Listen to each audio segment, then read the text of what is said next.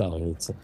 শফিক ভাই, এই বিষয়ে আমার শেষ প্রশ্ন যে আসলে জেনারেল ওয়াকারের সাথে প্রফেসর ডক্টর মোহাম্মদ ইউনূসের কি কোনো ধরনের ক্ষমতা বা ক্ষমতার বিভিন্ন ভরকেন্দ্র নিয়ে কোনো দড়ি টানাটানি আছে, যেগুলি গুজবে বলা হয় কি এই গুজবটা আসলে অনেক বেশি পাওয়ার পেয়েছে? আসলে শফিক ভাই, আমি স্বীকারই করতেছি, সেটা হচ্ছে যে একজন উপদেষ্টা, সিটিং উপদেষ্টা যখন বলেন বুকে পাথর বেঁধে ওয়াকার সাহেবকে ইউনূস সাহেবের সেনাপ্রধান হওয়াটা স্বীকার করতে হয়েছিল, তিনি যখন এটা বলেন, মানে সত্যি এরকম কোনো কিছু আছে কিনা আসলে? না, ওইটা যে কথাটা বলেছিলেন না, ওইটা আমার মনে হয় যে যে আহ, আহ, ওই আমরা যখন একটা দুইটা ঘটনা পরিপ্রেক্ষিতে, মানে জাস্ট ইন্টারিম গভর্নমেন্ট ফরমেশন হচ্ছে ইয়েতে, বাট আমার মনে হয় যে ওয়াকার, জেনারেল ওয়াকার বা এরকে নিয়ে যে এই ধরনের গুজব, এটা পিওর গুজব। এখন এই গুজবগুলো কারা ছড়িয়ে মজা পাচ্ছেন, বা এক ধরনের, আমি তো মনে করি যে এই গুজবগুলো ছড়িয়ে একটা দেশে একটা ইনস্টেবিলিটি ক্রিয়েট করার একটা চেষ্টা হচ্ছে। প্রফেসর ইউনূসের সাথে জেনারেল ওয়াকারের খুব ভালো সম্পর্ক, প্রতি মাসে এক দুইবার উনি আসেন, এসে কথা হয়। আমাদের সারু মাঝে মধ্যে এফডিতে যান, এক দুইবার গিয়েছেনও, তো সেইখানে তো প্রতিনিয়ত তো কথাবার্তা হচ্ছে। এই বিষয়টা মানে দূরত্বটা কি হলো, এটা সত্যি করতে আমার বোধগম্য, এবং ওই অনুযায়ী কিন্তু ছবিও আমরা দেই, যে এই ছবি আমরা রিলিজ করি। অনেকে অনেকে মানে ব্যাপারটা কিরকম, আমি অন্য একটা প্রসঙ্গে যাই। ব্যাপারটা হয় হচ্ছে যে ধরেন করিডোরের কথা, মিয়ানমারকে মানবিক করিডোর দেওয়ার কথা যখন আসলো, তখন পররাষ্ট্র উপদেষ্টা জনাব মোহাম্মদ তৌহিদ হোসেন বললেন যে এইটার ব্যাপারে কথা হয়েছে, আপনাকে আবার পরের দিন বলতে হলো যে এইটার ব্যাপারে আসলে কোনো কথা হয় নাই। তো আমরা ব্যাপারটাকে দেখি হচ্ছে এটা হচ্ছে কেউ একটা চাচ্ছেন, ধরা যাক প্রফেসর ইউনূস চাচ্ছেন ওখানে করিডোর দিতে, আর ওয়াকার সাহেব চাচ্ছেন করিডোর না দিতে। গুজবটা হচ্ছে এরকম, এবং কে আসলে বেশি ক্ষমতাবান সেটার একটা পরীক্ষা করা হচ্ছে। আপনি আসলে এটা কিভাবে দেখেন? মানে নিশ্চয়ই এই কথা আপনার কানেও গিয়েছে, মানে আমি শিওর। না না, এই পুরো বিষয়টা, করিডোরের বিষয়টা সত্যিকার করিডোর তো আমরা বলছিও না, হিউম্যানিটেরিয়ান চ্যানেলের একটা বিষয়। সেই চ্যানেলের বিষয়ে আমি আপনাকে বলতে পারি যে সত্যিকার অর্থে পুরো যে ব্যাপারগুলো হয়েছে, যে খুব প্রিমেচিওর ডেভেলপমেন্টের উপরে অনেক বেশি কথাবার্তা হচ্ছে। প্রথম কথা হচ্ছে যে এইটার যে এটা কি, একটা দেশে যদি আপনি করিডোর দিতে চান, এটা এফার্টটা লেট করে কারা?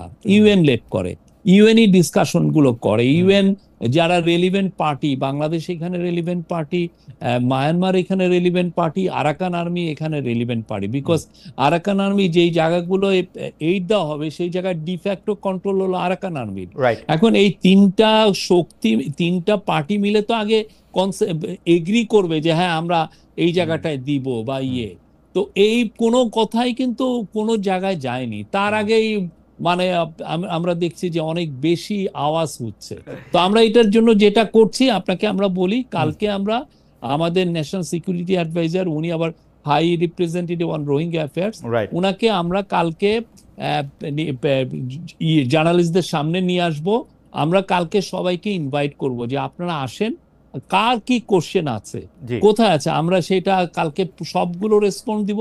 এবং একই সাথে এফএকিউ, মানে ফ্রিকোয়েন্টলি আস্কড কোশ্চেন, যেগুলো সবাই কোশ্চেন করছে, সেগুলোও আমরা উত্তরগুলো জানাবো। আমার মনে হয় কি যে এইখানে কথার একটা গ্যাপ তৈরি হয়েছে, ডেভেলপমেন্ট যতটা হয় নাই, কথা চালাচালি হচ্ছে, যে এই উনি এটা কথা বলছেন, এটা বলছেন, এটা কিছুই হয় না। আমি আপনার সাথে সম্পূর্ণ একমত শফিক ভাই, কিন্তু আপনি যদি হিসাবগুলো আপনি খেয়াল করেন, আপনি দেখবেন এই যে আপনি চ্যানেল বলেন, করিডোর বলেন, এটা দেওয়ার একটা সম্ভাবনার কথা কিন্তু প্রফেসর ডক্টর মোহাম্মদ ইউনূস যখন জাতিসংঘের মহাসচিব গুতেরেস সাহেব আসলেন, তখন ওইখানে গিয়েও কিন্তু তিনি কাছাকাছি কথা বলেছেন। এর কিছুদিন পরেই আবার জনাব তৌহিদ হোসেন, পররাষ্ট্র উপদেষ্টা, তিনি কিন্তু স্পষ্ট বলেছেন যে এটা নিয়ে জাতিসংঘের সাথে আমাদের কথা হয়েছে। আমরা সাংবাদিকরা বা অন্য কেউ এটা নিয়ে অনেক বেশি আলোচনা করেছি, আমি এটা আপনার সাথে একমত, এখনো প্রাথমিক কথা হয় না, কিন্তু আমরা তো জনাব তৌহিদ হোসেনকে বলি নাই যে আপনি এটা বলে দেন, আমরা তো জনাব খলিলুর রহমানকে বলি নাই আপনি এটার পক্ষে যুক্তি বলেন। এটা আমাদের দোষ না, এটা আপনাদের কাছ থেকে আসছে, আপনি এটাকে এইভাবে দেখেন না। মানে না, ওনারা কি কেউ বলেছেন যে আমরা, ওনারা কেউ কি বলেছেন যে এগ্রিমেন্ট হয়েছে? না না, ওনারা বলেছেন যে না, এটা কিন্তু মানুষজন ইন্টারপ্রেট, চিন্তাটা কেন হয়েছে? চিন্তাটা এই জন্য হয়েছে যে আমরা 2023 থেকে এই পর্যন্ত আমরা প্রথমে তো আপনি জানেন যে 2017 সালে 8,50,000-এর মতো রোহিঙ্গা এসেছিলেন, রাইট, 7.5 লক্ষ রোহিঙ্গা এসেছিলেন। জি, তারপরে যেটা হয়েছে যে এই গত 2023 মানে 23-এর অক্টোবরে একটা এই যে ইয়েতে সিজফায়ারটা ভেঙে যায়, আরাকান আর্মি ভার্সাস মায়ানমার মিলিটারির মধ্যে একটা যুদ্ধ শুরু হয়। আর এই যুদ্ধ শুরু হলে এই যুদ্ধের পরবর্তী পরিস্থিতিতে অনেকে যুদ্ধ থেকে অনেক রোহিঙ্গা এটার মধ্যে এই মিডিলে পড়ে যান, পড়লে এরা অনেকে বাংলাদেশে আসে। সোফার কেউ কেউ বলছেন এটা 1 লাখেরও বেশি এসছেন, এবং এর ফলে যেটা হয়েছে যে ওইখানে এক ধরনের হিউম্যানিটেরিয়ান একটা ক্রাইসিস হয়েছে। রাইট, ওই ক্রাইসিসের আলোকে ইউএন এর এই কথাগুলো এসছে, জি, এবং ইউএন এর যিনি রিপোর্টিয়ার টম এন্ড্রুজ আসছিলেন, এই ধরনের কথা। কিন্তু কথা হচ্ছে যে আমি তো এগ্রিমেন্ট করব, আমার তো এগ্রিমেন্টই হয় না এইখানে। আর একটা হচ্ছে এখানে তো আমি একক পার্টি না, সেখানে মায়ানমার আছে, সেখানে আরাকান আর্মি আছে, এবং এই জিনিসটা হয়তো এমনও হতে পারে যে ইউএন এর সিকিউরিটি কাউন্সিলেও আলাপ হতে পারে। তো এটা তো অনেক পরের বিষয়।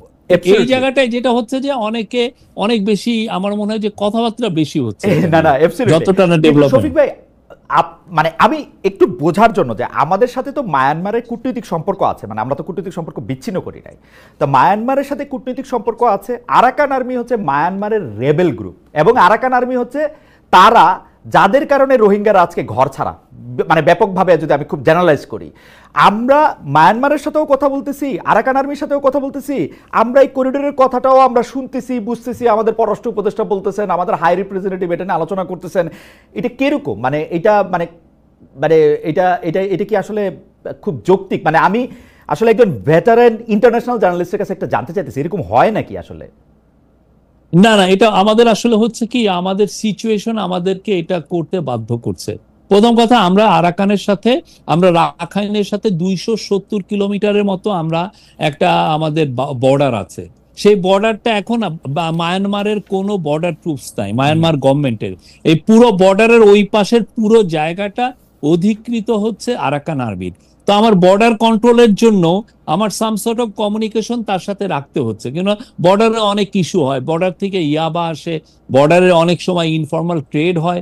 এই ইস্যুগুলো দেখার জন্য হইলেও আমি ওই পারে যারা ডিফ্যাক্টো যারা রুলার তার সাথে আমার ধরনের সাম সর্ট অফ কমিউনিকেশন লাগে। এটা ইন্টারন্যাশনালে এটা চলে, ইন্টারন্যাশনাল ইয়েতে, বিকজ আপনি তো ওই পারে তো আমি বুঝলাম যে ওইটা মায়ানমারের সভারেন্টি, ওই পুরো টেরিটরি, তো মায়ানমার তো নাই, মায়ানমারের তো ট্রুপস ওইখানে নাই, মায়ানমারের কোনো বর্ডার গার্ডস ওইখানে নাই। তো আমার সাম সর্ট অফ কমিউনিকেশন তার সাথে রাখতে হয়। আর রোহিঙ্গারা শুধুমাত্র যে আরাকান আর্মি দ্বারা প্রত্যাখ্যিত হয়ে মানে ড্রেভেন আউট হয়েছে তা তো না, মায়ানমার আর্মিও তো এখানে জড়িত ছিল, তাদেরকে ইউএনএ এখন বিচারের সম্মুখীন হওয়ার করার ইয়ে হচ্ছে, প্রক্রিয়া হচ্ছে। আমার মনে হয় যে আমাদের যেহেতু অনেক প্রশ্ন, আমি শুধু এটা জানতে চাই যে যেটাকে আপনি ডিফেক্টো, যেটাকে সাম সর্ট অফ কমিউনিকেশন আপনি বলতেছিলেন, এইটা কোনোদিন কোনো গভর্নমেন্ট লেভেলে এটা আসলে সামনে আনা হয় কিনা? না না, আপনি যদি ইন্টারন্যাশনাল রিলেশনশিপে যারা এটা নিয়ে বড় এক্সপার্ট, আপনি তাদেরকে, যে শাহাব ইনাম খান আছেন বা আমাদের যারা আরো ইয়ে আছেন, আপনি সবার সাথে কথা বলেন। এটা ইন্টারন্যাশনালি খুবই একসেপ্টেড।